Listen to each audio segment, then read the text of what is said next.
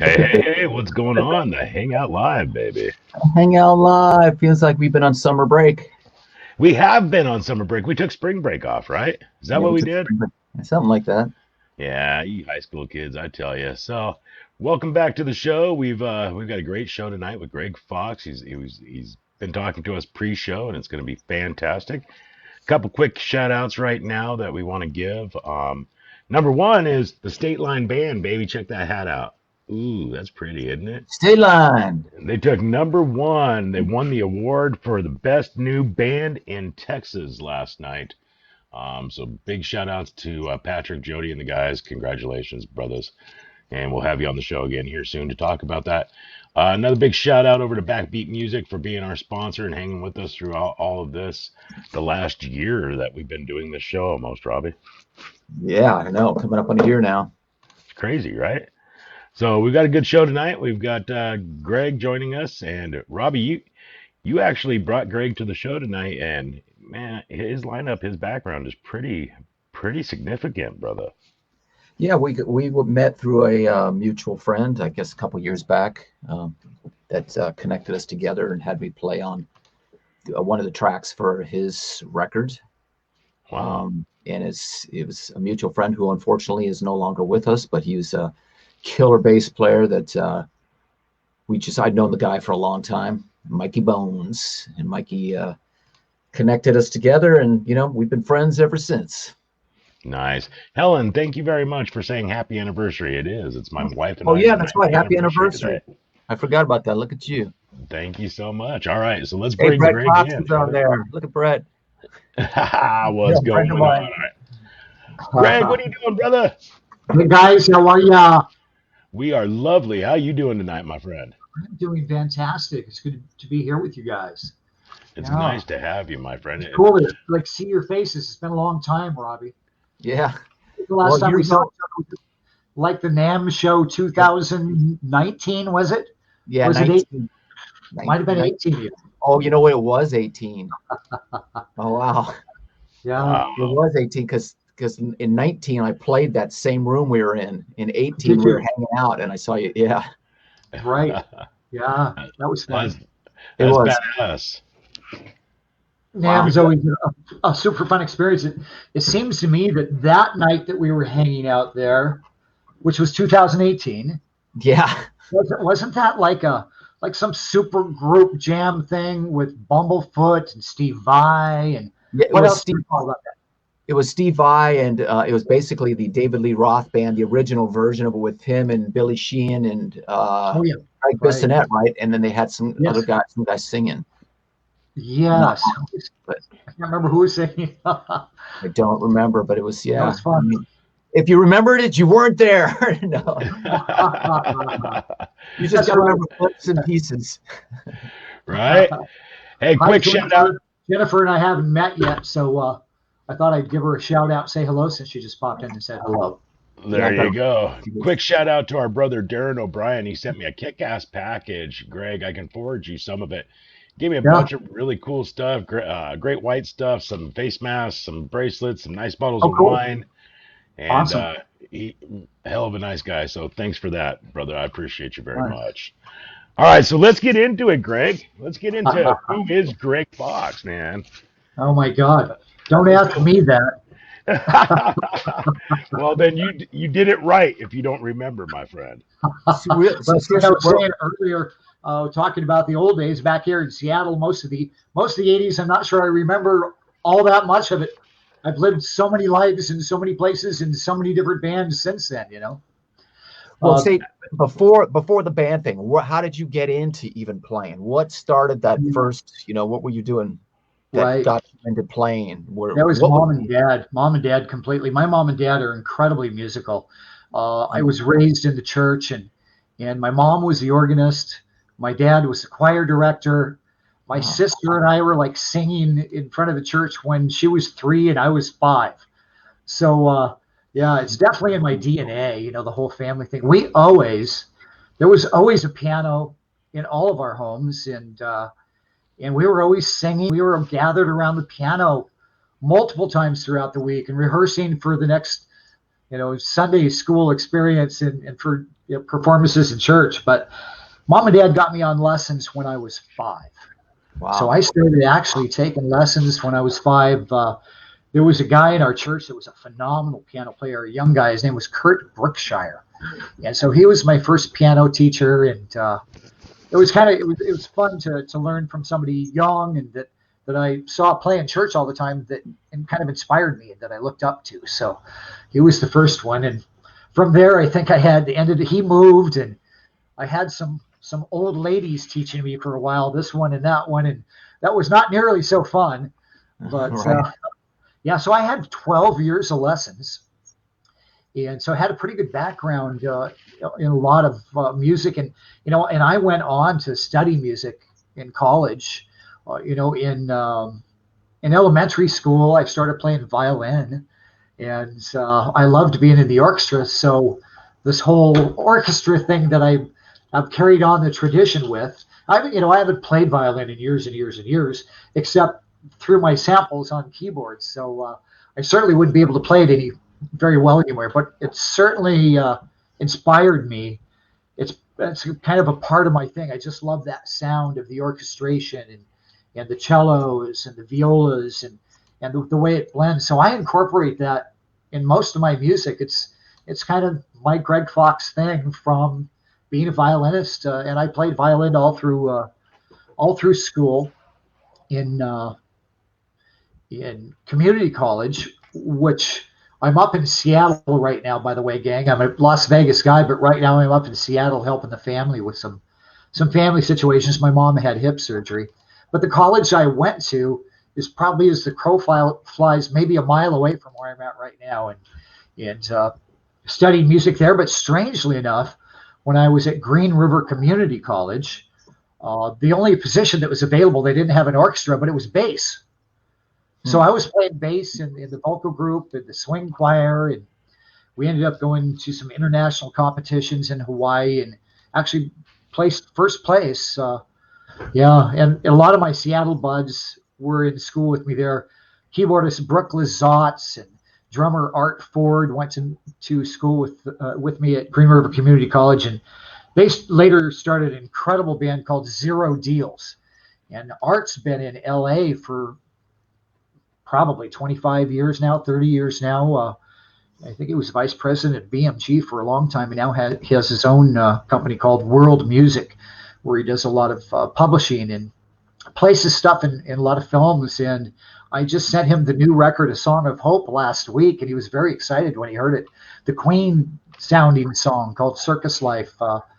I had him listen to that, and he went, "Man, that's phenomenal. I love it." So we're hoping he'll find some placements, but you know how it is in that business. It could happen next week. Nobody could hear it, or it might not land anywhere for 2 years. But it's nice that we have it out there and Art's doing that. So a very cool thing. And I should probably give a shout out to Serene for hooking me up with Art again. Art Ford and I had not talked together for probably 25, 30 years. And she said, you should make sure that Art has this new record and see if he can do some placements for you. So we had a really, really fun conversation a couple weeks ago talking about the old days back here in Seattle. Did you play in any rock bands at all back then? Any bands? Yeah, Oh, yeah, back in the day. But I mean, like in grade school or through high school or anything, or We did a couple little things in high school, but not a lot. I was kind of the orchestra guy back then. yeah, that's The just guys who were playing rock and roll and actually had bands thought I was the orchestra nerd. So it was actually after that I, got serious about the rock thing, and started getting some bands together. And my first serious project here in town was a band out of Bremerton, of all things. And I moved there because my girlfriend Lorelei was the singer in that band, and she was she's still a phenomenal singer, and she's out in Montana now, but she's still writing a lot of originals with her new project. But that was a Bremerton band called Ictus, Ictus, which means a repeating rhythm, repeating rhythmic figure, right? Well, actually before that, I had a band called Icarus.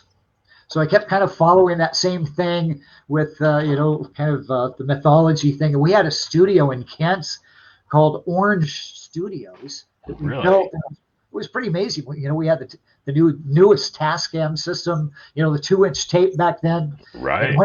And when we cut and paste, we literally cut and, we taped. We didn't actually paste. Right.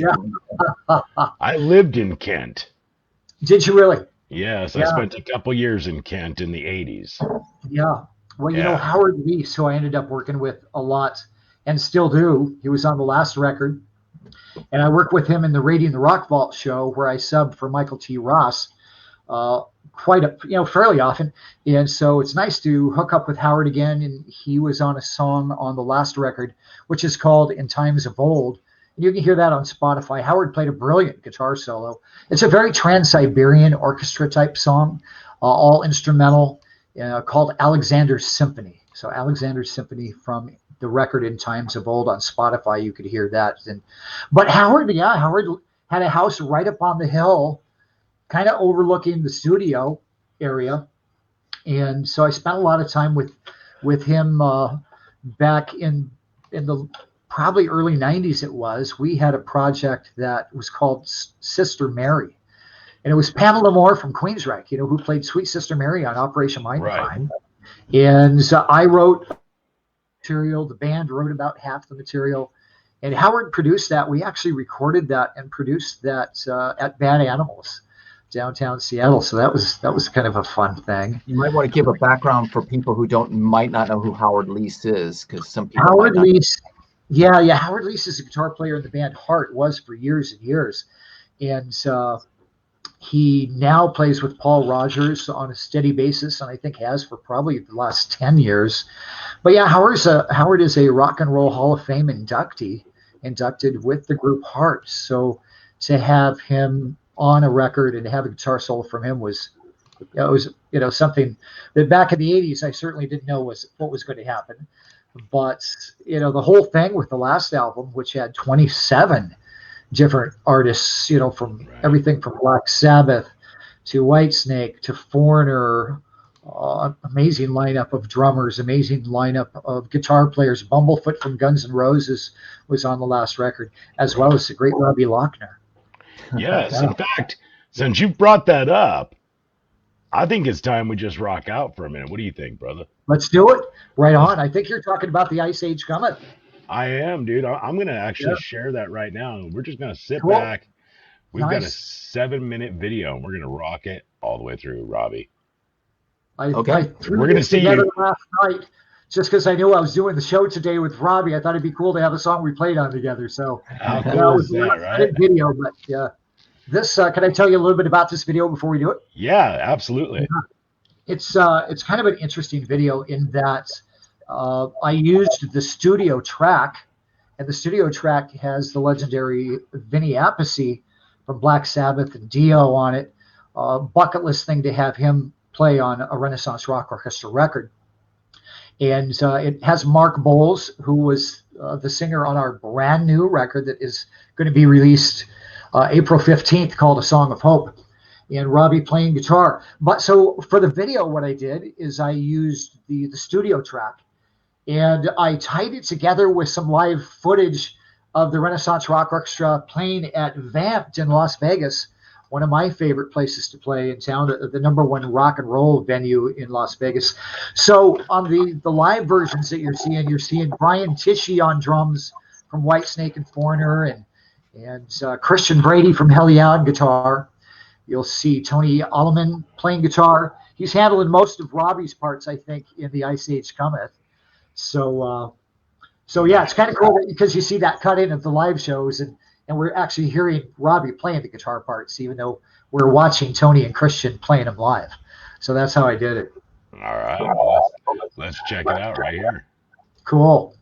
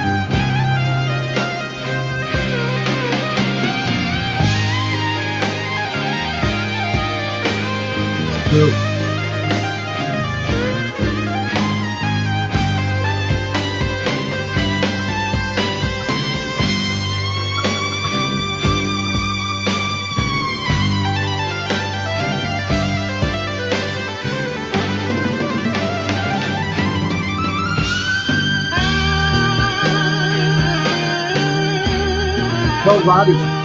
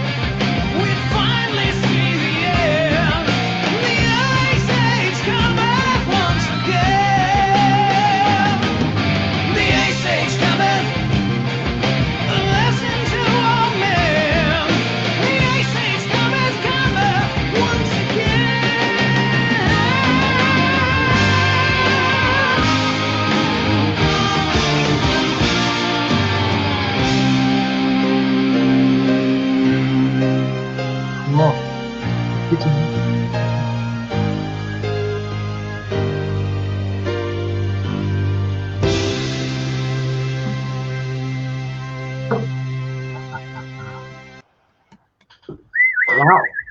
Yeah, that was fun. Nice job, Robbie. Ah, thanks. That was awesome. It's been a while. Well, I heard it earlier when you sent it to me, but I was like, wow, it's been a while since I've heard it. Nice. Yeah, that was fun to see it again and to work with it. I love the guitar line. Yeah. You kind of augmented my suggestions on the guitar line on that, and it turned out so cool. The kind of melodic thing you did during the verses that keeps rolling along, and that was nice. It's such a tasty solo too. Thank you, sir. Cool. Thank you, sir. Thank you. You didn't realize, Drake, that The Ice Age Cometh is pretty epic. I mean, this is like end of the world opus epic kind of stuff. All, gosh, what is it? 9 minutes? I'm not sure. I can't hear you, Drake. They want to know where they can buy it at, my brother. Oh, sure, yeah. Well, that song, The Ice Age Cometh, is on the record In Times of Old. And In Times of Old is available everywhere. It's on Spotify. It's on every digital platform. It's on CD Baby. Hey, if you want to get a CD copy, just message me on Facebook, and I'll make sure you have one. Now, we are working on a brand new website that I think is going to be done by the end of next week. And the new website is really going to be great. It's going to feature all of our merch, our T-shirts, all the CDs. I mean, we have 3 now. And so everything will be available. I'm not sure if we're going to go with Shopify or Burning Shed, but there'll be a store available. So that'll be all by next week. But yeah, if you want it sooner, you can listen to it on Spotify. And by all means, please, everybody go to Spotify and follow Renaissance Rock Orchestra. Same thing is true with YouTube, of course. We need to please subscribe while you're there. I know it's a real pain because it takes time. They log you out. You have to re-log in to subscribe and stuff. But of course, it's so important to gain that following. Social media, unfortunately, is the criteria by which all record labels decide if a project is valuable enough to market and spend the time on. And we know that's a whole other subject in itself, whether it's worthwhile to have a label do that anymore. Most bands are going do it yourself. For this particular project, I would like to align myself with one of the labels, whether it ended up, I have several that are interested. And when you do that, I think that they're following, whether it's 100,000 or 300,000 or 400,000 people on their websites and on their digital platforms, helps brand a band, very quickly. And I think that's what we need with this project, with an unknown to most people project. So that's my plan. Yeah, to try to gain some followers from whatever label we end up aligning with. Yeah. Hell yeah, brother. Hell yeah. So we've got all kinds of questions coming in. Jennifer Berner wants to know, how did you end up playing with Miley Cyrus at the Country Music Awards in 2009? Yeah, I usually don't even talk about that much. The whole Miley Cyrus thing. Most of my rocker and metal fans don't want to even know that I ever did that. But the funny thing about it is that, and thank you very much for the question, Jennifer.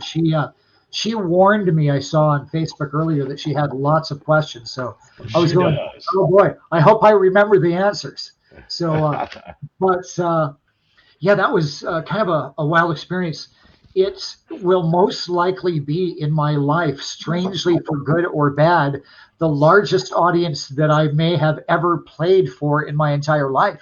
I mean, there was 35 million people watching on CBS. And there at the MGM in Las Vegas live, I think it was 25, 30,000. So, it was a big deal, certainly, to do it. And to play on her song of all of her pieces, the song The Climb is, a kind of a history-making song for her career. Absolutely. So I did enjoy playing that. I had a very interesting experience. The way it worked out, first of all, for doing it, is there's a cat that lives out in Las Vegas. Benoit is his name. He's a French guy, and he's like family to Miley. He's the bus driver. He's been her bus driver for years, and he's got a studio out on his horse property out in Las Vegas. So it was actually through Benoit that I was asked to do that. There was something going on with her band for that particular show. Somebody was ill. I can't remember quite what the circumstance was. But, yeah, it was nice to be able to do it. Interesting thing about that, too, is the song The Climb starts with piano. And we had done rehearsals with her. I think we did 2 days of rehearsals, which was nice with her. And back then, this was the pre-twerking days. So her mom was there as, kind of her what's the word I'm looking for? Not escort, but her. With her, you're right. Yeah, making sure that she was always around Miley and keeping her safe, etc. But when we did the show, the way we did the CMA Awards, because the piano is live, I had to play the part live. A lot of the bands, like the string players, they had tracks for. But so I had in-ears to hear a click for when I start, right? And so Billy Ray was doing an introduction for his daughter. It was one of her first. Well, that song was so pivotal and so large. And during his introduction, they're doing all these changes backstage and pulling the piano out, getting it prepared, throwing the in-ears to me. And right at the moment when they're pulling everything aside and all the props are out of the way and it's the band, the click track was supposed to start then, and I had nothing. And I'm thinking, oh my God, my first major television spot, and I have to play this part, and I have no idea where it's at, when to start. No. So I'm just completely freaking out, and I'm yelling at the stagehands going, I got nothing. This guy was amazing. These guys are so good. This guy had my in-ears changed in my ears by the time the props hit the wall and I heard the click and I started and I just went, oh, thank God. Right? Oh, what a moment of a little bit of a heroin experience. Right. Laura says you look and seem like a great guy to hang out with, brother. Well, thank you, Laura. I think I am. Most of my friends say that. There you go. So Blair Abernathy wants to know, he asked how long you've been playing piano. We discussed that he started at the age of 5. Right. But he wants to know who your influences were growing up through the years. Yeah, good question. Very good question. Being at my age, the guys that I came up with when I started listening, to music. Yeah, because I was raised in the church, I really wasn't allowed to listen to a lot of rock and roll early on. I wish that I could say that it was Fats Domino and Jerry Lee Lewis and Art Tatum and all these great keyboardists, but unfortunately, I really wasn't allowed to listen to that kind of music much. It was all church music, right? Wow. So when I got to the age that rock and roll and popular music was happening, I was, first of all, one of my first records was Abbey Road. So the Beatles were a huge influence to me, and even I'm not ashamed to say that the Carpenters were brilliant songwriting, and absolutely. So I love that music. But when I started listening to a lot of the current records, obviously Elton John was a huge influence, a big thing. But I went straight. For me, it was kind of interesting. I was a huge Led Zeppelin fan, of course. So I started with the Beatles record, and then I went straight to Jimi Hendrix and Crosby, Stills, Nash and Young. Huge influence to me. Huge influence to me. As a young man, they were so gigantic in the '60s, right? But from there, I definitely went to the Led Zeppelin, to the hard rock thing. So John Paul Jones, I always loved what he did with keyboards, and so I had a number of bucket list experiences getting to do some things with John Paul and with Robert Plant, strangely enough, out of the blue at Pier 70 in Seattle, while they were doing a show up at the Coliseum, and I'm in a cover band. They come down to Pier 70, which is straight down the hill. Right. And the night before, I had what's called an emulator sampler, one of the very first keyboard samplers back then.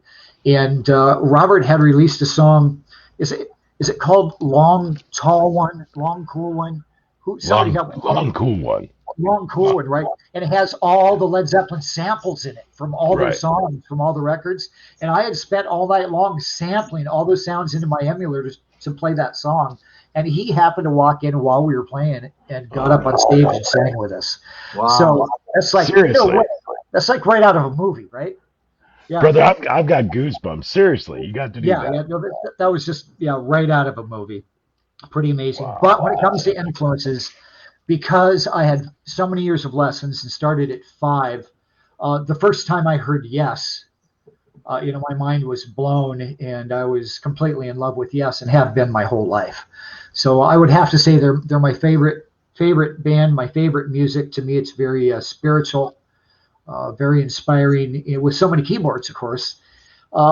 Keith Emerson, another huge influence. I mean, what a monster. And he definitely influenced some of my style, and every now and then you'll hear that.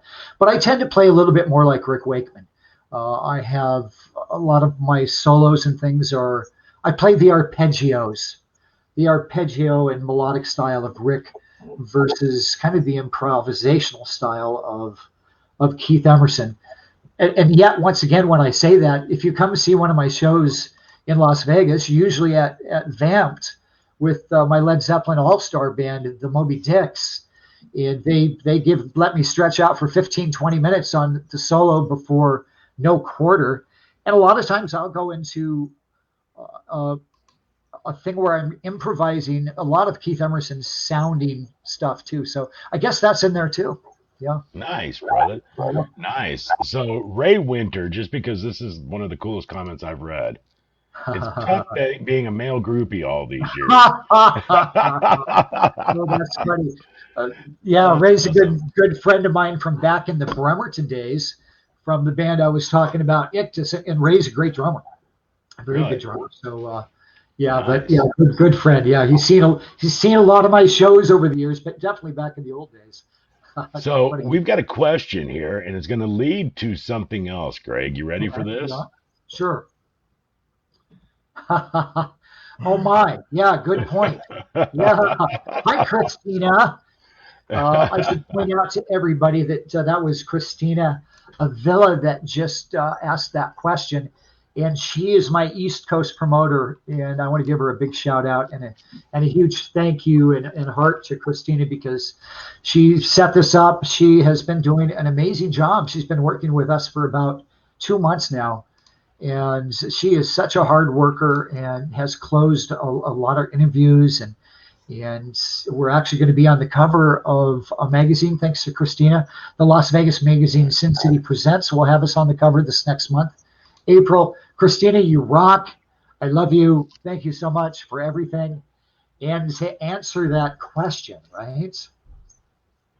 I recently have been doing some work with John Payne from Asia. Nice. And he asked me over to his house, beautiful, beautiful home in Las Vegas. He was originally working on a thing for a TV show, kind of a TV spot. And I walked in, and he said he needed 8 minutes of material. I said, well, do you have anything yet? Well, not really. What's it supposed to be like? Well, they're looking for kind of a spacey thing, maybe a little Pink Floyd-ish. And so I sat down and wrote an 8-minute piece that John really loved a lot. And we spent close to a week. Oh, I got to give a shout out to my angels. I have a bunch of girls that are just amazing, that have been helping doing a lot of promotional things. And they're my Charlie's angels. So I'm their Charlie. They wanted to say hello.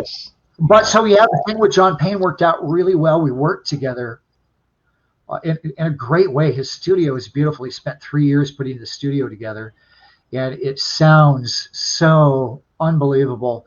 He's a great producer, John Payne, and he has equipment that's all the newest stuff. The library of keyboard sounds is phenomenal. I think he has 50 or 60 microphones that are to die for. So the sounds he's getting out of drums and vocals is just amazing. But yeah, the time we spent together writing, he has asked me to write and collaborate and be the keyboard player on the next Asia record. Nice. So I'm happy that this is the first time I've actually said that publicly. And I hope that's okay with John. But I'm looking forward to getting back to Las Vegas and actually getting in and working on that record with John. And it's been really a pleasure. He's just such a joy to work with. And we seem to accent each other real well musically. So it's a lot of fun. I can't wait to get back and do it. And of course, I'm very excited and honored to be invited to be in the project. Asia has sold over 14 million records, and it would be nice to have my name on one of them. So that's something I never ever thought would happen. That's totally cool, my brother. Totally cool. Jennifer Berner wants to know, does your all-star band travel outside of Las Vegas? Good question, Jennifer. Good question. At this point, no. We're very, very willing to. And one of my goals has always been to do a lot of festivals to help build the brand, and with a lineup that I have, it's hard to say who I would bring and how many people I would bring. The concept for the new record was to get away from the 27 rock stars that were on the last record in Times of Old, and to kind of create more of what our sound is, with Mark Boals singing and Brian Tichy doing all the drums. And my original goal was to have one guitar player do the record. We ended up having 3, which includes Michael James Romeo from Symphony X. And while the new record I don't have Robbie, I'd love to have him on another track for sure. But we have Toni Aleman from Juan Croucier's RATT and Christian Brady from HELLYEAH. So the new lineup to go out is going to include most likely that band and those guys, depending on their touring schedules, because I obviously do have quite a list of availability depending on what other artists are doing. So my ultimate goal with the Renaissance Rock Orchestra, we've been working on a residency in Vegas for several years, and we're very close. We have a couple different opportunities that could be within the next 90 days. But yes, I would love to go do some festivals. Europe would be perfect for this product, as would Japan, as would South America. Outside the U.S., rock and roll and symphonic metal, well, rock particularly, it's still the #1 selling musical product in the world. Not in the U.S., unfortunately, but outside this country it is. Yeah, isn't that crazy? Yeah, that's unfortunately, what we've done. Well, it's not our fault. It's kind of the media and what's happened with technology, and things have changed what's happened in the U.S. But yeah, I would love to take the band to Europe, and I'd love to do it with multiple singers during that last video, The Ice Age Cometh, I think a lot of people noticed that Robin McCauley was there on stage, right? Yeah. And we even sang several songs on the last record. I had 4 different vocalists on the last record, including Tony Harnell from TNT, Brett Kaiser from the band Kaiser, another phenomenal singer. He sang on a song called My Lonely Heart. But so yes, what I want to do when we get the show going in Vegas or wherever it might be for a festival, I'd like to bring as many people as possible. But that will depend on the budget and the festival itself. You know, it costs a lot to travel these people places and put them up. And of course, these artists are not necessarily cheap. You know, they have a lot of things going on and a lot of opportunities. I pay them very well for the work that we do, particularly shows and rehearsals, you know, to try to make sure that it's financially something that they're able to do. I just happen to know a concert promoter, Greg, who does rock shows. I had a feeling that finger was going to be pretty fantastic. Right? Well, let's do it. Yeah, I happen to have a pretty amazing band. I think you do, and I think we're talking with Robbie to bring him out to Texas. Oh, cool. So, you know, awesome. We might have to talk a little bit. I'm going to throw you up top here for just a moment because I've got to put a comment on here from Christina. It's a little long, so I don't want to block your face. So we'll block Robbie for just a minute. We'll make him Batman.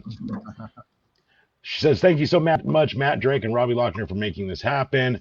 Also, I am honored, Gregg Fox, to not only represent you and be your East Coast promoter.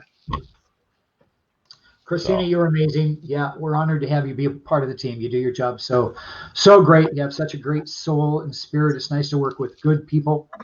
Yeah, so thank you so much for everything. Absolutely. And now I've got go ahead. Go ahead, brother. Okay, I was going to say I got a comment and a question. So the comment would be, I had a rival high school band called Icarus. No way, you did not. Yeah, there was some rival guys that played in a band called Icarus. So when you said that, I'm like, oh, Icarus, those bastards. Oh no. So you were not in the band Icarus. They were your rivals. They were rivals, yeah. Oh no, I'm so sorry to hear that. It's just kind of funny. No, I mean, it's all good fun. You know, but even if I happened to be in that band back then, it's been a lot of water under the bridge. We would probably be best friends today anyway. Yeah, right. Right? Absolutely. What band were you in high school, Robbie? It was really, we kind of named it after me, really. The neighborhood kids did. I mean, it was just kind of a strange thing because it was, I mean, we went through a series of names and it was just, you know, I don't know. It ended up being called Rock Lochner was the name of the band because my brother played guitar and I played guitar. And they're like, yeah, the Lochner brothers, Rock Lochner. And there was ROC, Robbie or Charlie. It's going, I kind of, whatever. So that's kind of a funny story. Awesome. So the question I wanted to know was, how did you meet Mikey Bones? Because, I mean, I know Mikey through Brett Kaiser. Anybody who remembers the band Kaiser back in the day, they were killer. I mean, Brett's a great singer, as you know, and a super cool guy. Yeah. And so I've actually gotten to know Brett more in the last few years, really, since we actually did a show with this show that had Carmine playing drums and Rudy Sarzo playing bass. What's his name? I can't remember. The Billy Stokes that I forget, was it Blood and Muscle, whatever. But so, you know, we've been kind of keeping in touch more since then, and we've done a couple other shows. But Mikey, it was the same thing. I knew of these guys back in the day, and we never really met and talked and hung out. But then Mikey, when I ran into him at the Whiskey, it was at the a music award. I was winning an award for something at the Whiskey, and he was there, and we just hit it off, and that's how we ended up meeting. Yeah, what year was that when you met? What year did you meet him, Robbie? Well, I actually knew him from back, you know, in the 80s, when Kaiser played. So we knew of each other, but we never really connected until that year, which was probably 2000 and I can't remember. I want to say 14. Right. I can't remember when it was. I thought you guys had actually been friends for longer than that, so that's pretty. We knew each other for a long time, but we were never really we never really hung out. You know what I mean? It was we played in bands that played the same place. Hey, Brett. Speaking of the devil, it's Mr. Kaiser himself. There he is, right there in the comments. Hi, Brett. Thanks for joining us here. Yeah. been in this conversation for a while. Yeah. All right. Well, the way I met Mikey was through moving to Phoenix, which is kind of a crazy thing because back in the day, when rock and roll was kind of hitting a rough point in Seattle, I started doing a lot of timber deals.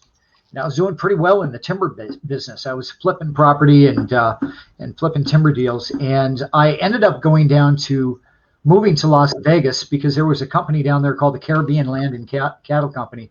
And I was in the middle of a deal to buy 30,000 acres of property down in Belize that had nothing but mahogany on it. And the plan was that we were going to build an ecotourism resort that we were only going to, log a small percentage, and we were actually going to save the rainforest because what they're doing is, it's all being cut down, it's all being burned down, the whole slash and burn agricultural theory at that time particularly. So, we thought if we could take off like 3% of the trees off this 30,000 acre property and build an ecotourism resort right on a river there in Belize, it'd be a pretty cool thing. But so that property was owned by Caribbean Land and Cattle Company, who was out of Phoenix. So that's why I originally moved to Phoenix, and I spent a couple of years working on that project and that deal and going down to Belize, and I was hiking through the rainforest. I was actually sleeping in a Mayan Indian village in a hut owned by the chief, and the chief was taking us out with a machete. I know it seems like Raiders of the Lost Ark. Right.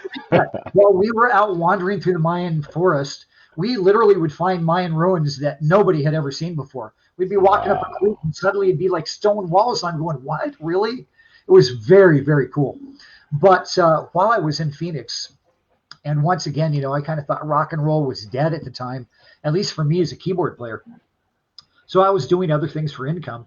And I happened to walk into the skateboard shop that was owned by a guy by the name of Norm Savadra. I don't know if anybody knows Norm, but he's an unbelievable singer from Phoenix. And there was a pawn shop right next door. There was a Queensryche poster on the wall in his office, and I was doing some kind of business deal with him. And he said, by the way, I sound just like Jeff. And of course I'm going, yeah, right, sure. I ended up going out and seeing his band Superhero with Mikey Bones in it at a little place in Phoenix called, I think it was Mr. Bolo's. And I was going, wow, this is unbelievable. I've got to be in this band. It didn't have anything to do with all the girls up on stage that were dancing. And, we'll just leave it at that. It had nothing to do with that. But, sure, so I went back to the skateboard shop to talk with Norm. And right next to the skateboard shop, there was a pawn shop. And he said, let's go next door. They have some keyboards next door. We went next door. There was literally, I think it was a Yamaha CP70, a piano I had played for years and had one myself. And I started playing this stuff. And he called up the guitar player, Mike Hodges. He says, Mikey, you got to listen to this. Check this out. It was another one of those movie moments. I have a lot of movie moments. I could probably talk to you guys for about 4 hours of stuff that should be in a movie. But that's kind of how I ended up meeting Mikey Bones. And our very first rehearsal in Phoenix at a place that was a soundstage owned by Norm Savadra, the singer. The first song we played was Separate Ways. And one of the things for me that's super important is programming sounds. Anything I do as a keyboard player, I want to make sure that the sound I use is as fat and huge as possible. So I've been endorsed by Korg for many, many years and been using Korgs since the 80s. And so I'm a very good programmer. And we got done playing this. It was one of those things where you play a song and everybody stops and just looks at each other. The jaw kind of like, did you hear that? Did that sound as good to you as it did to me? But yeah, so that was my experience meeting Mikey Bones. And I played with him in the band Superhero in Phoenix, very, very popular Phoenix band for probably close to 5 years before I ended up buying a sailboat and sailing around the Bahamas. So, that was the next step. Yeah. I left Phoenix, bought a sailboat, sailed around the Bahamas for several years. That was really amazing. Yeah. Man, that's the life right there, brother. Another bucket list thing, the kind of stuff most people dream about doing. And wow, it's one of those things that sometimes I wish I had those years back, because I did that for close to 7 years. And then when I came back to Venice Beach, California, I mean, it was less than 90 days that Foreigner asked me to go out on tour with them, which I did not do, but I did get the invitation. So you think about those years lost going, can you imagine where I would be now? You know, Right. probably at least another 3 or 4 Renaissance Rock Orchestra records, some tours, a lot of other things. But then again, that experience changed me. It made me a different person. You are so closely tied to the earth and the water and the ocean and the wind. It's all up to you. There's nobody else to save you. And I didn't have a keyboard with me on the boat, so I missed my music so much. And so when I had the opportunity to get off the sailboat and to get back in the music industry, I was very, very ready and knew it was time for me to start writing and creating something that was Gregg Fox. And it was the boat that changed me, did that. Were you by yourself that whole time? No, I was married at the time, so it was me and my wife. Yeah. Oh, wow. Yeah. And she was a great boat person. She loved that boat. She probably would have lived on that boat forever. But I had to get back to rock and roll. I just had to get back to my music. And is that what happened? Then the marriage kind of crumbled because you got off the boat? Wow. Yep. Yeah. How could you afford to travel like that without, I mean, you got to keep, there's expenses, right? Yeah. Are we taking money as you're going? Yeah, it's kind of funny how we did that. And it is very expensive to do that in some ways. The most expensive thing is moorage and dockage. And like when you go to land. So we just stocked up on all kinds of provisions, rice and beans. And of course, I was doing a lot of snorkeling and I was getting conch and you know, we were a lot of lobster. So we were kind of eating off the ocean a pretty fair amount too. But when we sold our house in Phoenix, you know, we did well enough on the house that we just kind of took that. And it was kind of funny. We actually literally took it and we sealed it in envelopes, like in traveler's checks, right? Traveler's checks. So we couldn't get robbed by the pirates of the Caribbean. Right. So put it in envelopes, and we had money set aside for every week, enough that we knew would last us at least 3 years. And we actually ended up doing better than that because we would end up sailing for so long that, we only spent the money when we would go into shore and need to pay for dockage and mooring. Wow. Yeah, it was pretty amazing.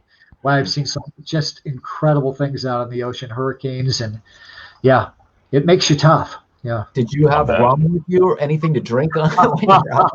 Absolutely. But one of the things you learn when you're on a sailboat is that rum is deadly. That's what killed Blackbeard, you know, was Blackbeard. It was the rum that destroyed the whole pirate thing. So anymore, most of the people in the Bahamas, they don't drink rum. They really drink. The most popular drink is vodka and Coke. It's very refreshing. They're not quite as bad of a hangover as the rum. So, yeah. Wow. So, brother, I think we need to play another song, man. Sounds good. Yeah. I think we do another song. Let's do this. I gotta move some things around here. I've got a different setup tonight than I normally do. So, because before the show, I broke my camera mount, and so I'm trying to do things a little differently here. So give me just a moment. So let's give a prelude into this song here, brother. We're gonna do this right here. Dan Felgar. Oh, A Song of Hope. Oh, fantastic. Yeah. A great choice. A Song of Hope I wrote, obviously this is the new record, it's called A Song of Hope. So this is the title track. The record is called A Song of Hope 2020. And I wrote this during COVID to try to help people through COVID. And when I say that, I mean the entire world. We've all experienced so much loss, so much social dysfunction, so much social injustice. So I meant the song to be a song of hope, clearly what it states, an inspirational song to help us all get through it. And I think that it's going to end up being a little bit of a timeless track because I think it will work well for all time. This song, to me, one of my inspirations is Kansas. As a keyboard player, I love the band Kansas. Yes, ELP Kansas, but Kansas was a huge influence on me, and I think that you will probably definitely hear the influences from Kansas on this song. The song includes guitars by both Toni, Aleman, and Christian Brady. Christian kind of had most of the lead stuff in the song. There's not a guitar solo, but it has a lot of melodic stuff in it that Christian just killed on the song. Brian Tichy on drums. Greg Smith, we didn't talk at all too much about Greg, but brilliant bass player that I was so honored to have on this entire record, who has played with everybody from Ted Nugent to Billy Joel to Alice Cooper to Alan Parsons. And Greg played some brilliant bass parts on this, but it's the voice of Mark Boals that, as usual on most of the tracks on this new record, just stands out as being so beautiful, brilliant, the range, the smooth quality of his voice. So I hope everybody enjoys A Song of Hope. Yeah. Let's see how she does here. All right.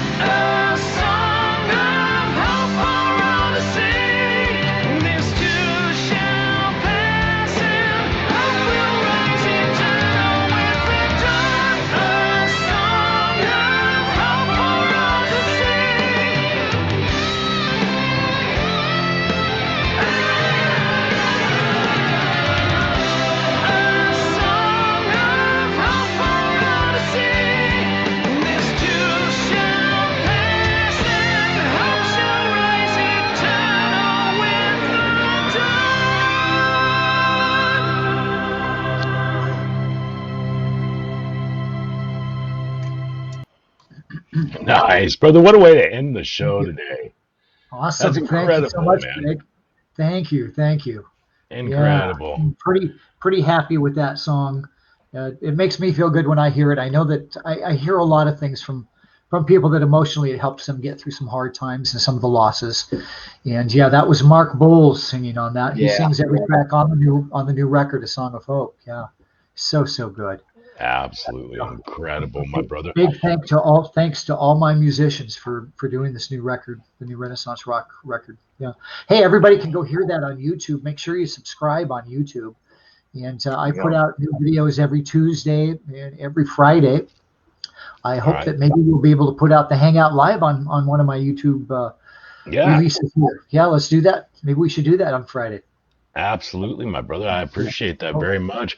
Greg, I appreciate you more than you know for coming on and hanging out with us tonight, my friend. Thank you so much. I really enjoyed it, you guys. So good to see you again, Robbie. And it's good to see you. Hopefully, I'll see you in person.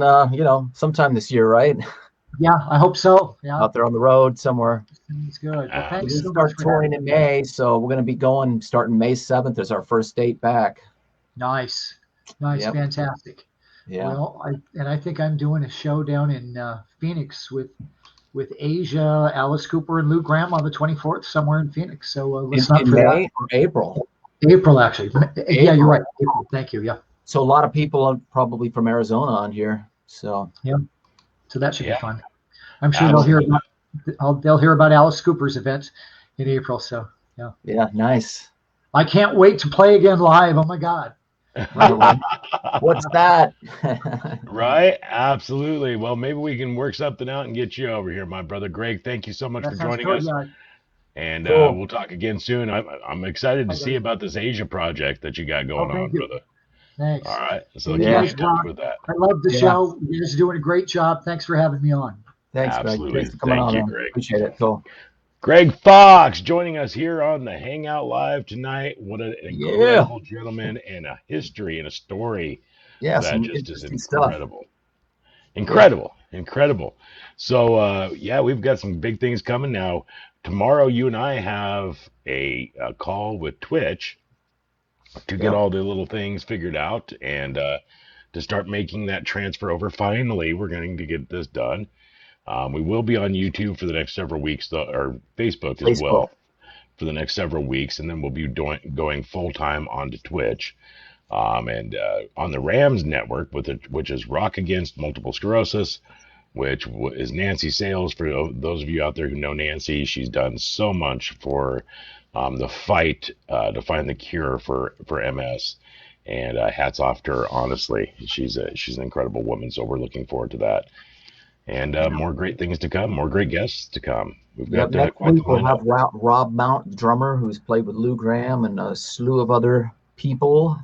And I'm sure he's going to be a good time, a good story. So next week, Rob Mount. Right. And for those of you who are around here in this area or want to be around this area, May 8th, I'm going to be talking with Robbie's people for Jack Russell's Great White and see if we can't get them out here.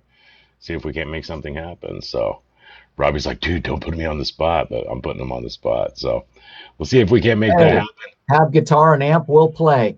That's it, my brother. That's it. Darren, I thank you very much for the package this week, man. That was incredible. Love you for that, brother. I appreciate it very much.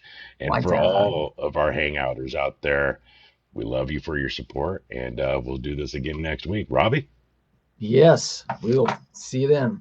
That's a wrap. We'll see you then. All right, cool.